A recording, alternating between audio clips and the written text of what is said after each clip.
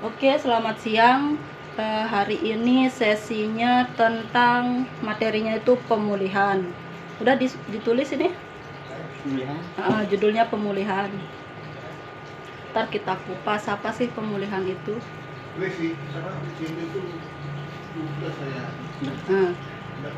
Pemulihan. Nah, pemulihan di sini karena kita tempat rehabilitasi narkoba, jadinya pemulihannya lebih spesifik tentang bagaimana kita apa sih yang dimaksud dengan pulih dari kecanduan narkoba.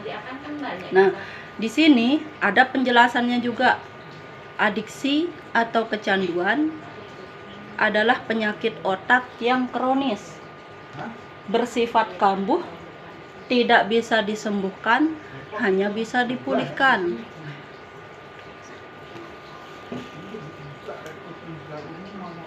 Nanti dah tulis kita dah tak jelasin dulu ya. Oke.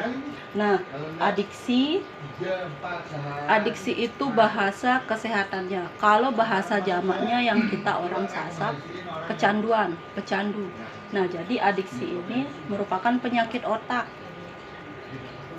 Makanya sekarang pecandu narkoba itu dianggap orang yang sakit. Makanya harus direhab. Gitu. Kalau misalnya ada pecandu yang ditangkap, kalau BB-nya kurang dari 1 gram, diharapkan vonisnya bisa ke rehab supaya bisa dirawat pemulihannya.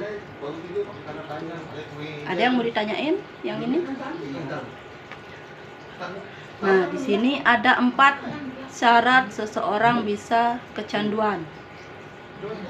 Yang pertama itu menggunakan suatu zat secara terus-menerus. Di sana juga ada contohnya penggunaan yang rutin. Nah, maksudnya di sini menggunakan suatu zat secara terus-menerus. Penggunaan yang rutin itu misalnya kita ngopi. Kebiasaan terus setiap hari ngopi. Nah, lama-lama kalau kita ndak ngopi, kepala akan terasa pusing. Karena dia terus-menerus. Gitu. Syarat yang kedua adanya toleransi atau peningkatan. Nah, maksudnya di sini butuh dosis yang lebih.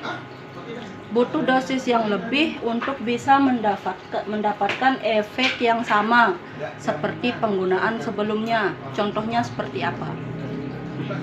Sekarang memakai porsi 200. Terus 2 kali 3 kali memakai porsi 200.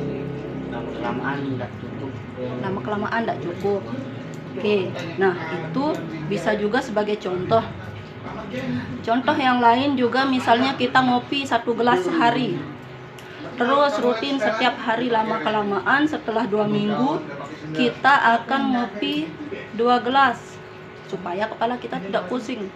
Itu dari segi kopi. Nah, kalau dari segi penggunaan zat, penggunaan nafza itu biasanya yang awalnya kita pakai hanya paketan 200, kita pakai terus-terusan 2 kali sehari, 3 kali sehari.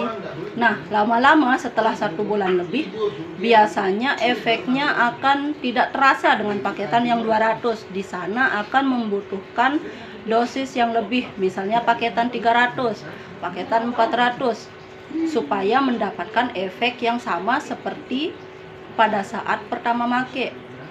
Dia tidak mempan pakai yang paketan 200. Itu yang namanya toleransi atau peningkatan dosis. Nah, syarat yang ketiga adanya perubahan perilaku.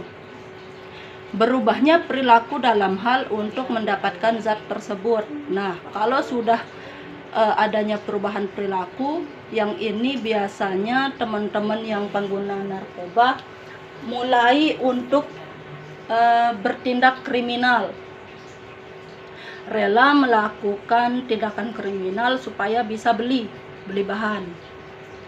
Contohnya apa? Kalau pengalaman pribadi misalnya apa? Gade HP-nya Gade HP-nya kakak. Jual tabung gas. Jual tabung gas. Gade HP. Ntar ada mama yang tebusin. Motor. nipu, ngambil uang di lemari. Apalagi contohnya? Ambil uang di ATM. ATM siapa? ATM mama. Oke. Nah, jadi kalau contoh dari perubahan perilaku ini biasanya berubah ke arah yang tidak baik. Rela melakukan apa saja gitu. Nah, terus yang keempat, adanya perubahan fisik, mental, emosional, dan spiritual. Maksudnya di fisik adalah badannya sakit, bentuk badan berubah. Nah, biasanya jadi kurus yang pengguna ubas. Nafsu makan berubah sesuai jenis zat yang digunakan. Nah, biasanya kalau yang pengguna ubas badannya sakit atau pegel-pegel kayak keluar risin selek, badannya sakit, suka gelisah kalau misalnya nggak make, kalau dalam kondisi drop tuh. Nafsu makan berubah, biasanya nafsu makan hilang. Nafsu makan hilang karena seperti yang kita ketahui, kalau penggunaan zat sabu biasanya menurunkan nafsu makan gitu. Kalau dari mental, parno, suka menutup diri. Menutup diri tuh yang kayak gimana? Sembunyi-sembunyi. Oke, bisa juga sembunyi-sembunyi. Nah, termasuk juga menutup diri ini kurangnya interaksi sosial. Jarang mau ikut kegiatan sosial di rumah, di lingkungan sekitar. Itu. Parno, mainnya sama pemakai aja. Teman-teman sesama penggunanya temennya main. Kalau dari Parno, contohnya apa? Takut. Takut, suka curigaan sama orang, tuh kan? Suuzon. Orang bisik-bisik, dipikirnya bicarain dia, gitu kan? Nah, terus kalau dari emosional, emosi yang tidak stabil. Nah, biasanya ini teman-teman yang lagi drop, sensi, cepat marah, tuh. Apalagi porsi kentang ya. Nah, kalau dari spiritual, kurang peduli pada hubungan dengan Tuhan. Ibadah tidak teratur, ibadah diabaikan. Nah, di sini juga spiritual ada hubungan dengan Tuhan sama hubungan dengan lingkungan sosial. Gitu. Jadi tidak diperduliin hubungan dengan Tuhan. Ibadahnya kurang, sosialisasi dengan masyarakat lain kurang, gitu. Nah, di sini juga ada penjelasannya, tidak ada kata sembuh. Tidak ada kata sembuh pada pecandu narkoba. Yang ada hanya pulih.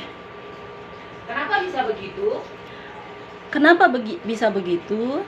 Nah, tidak ada kata sembuh pada pecandu narkoba karena kembali lagi di penjelasan yang tadi. Adiksi adalah sebuah penyakit yang bersifat kronis. Tidak bisa disembuhkan, hanya bisa dipulihkan. Nah, jadinya di sini yang ada hanya pulih. Perjuangan pengguna narkoba untuk pulih adalah seumur hidup. Jadi seumur hidup kita akan memperjuangkan pemulihan kita.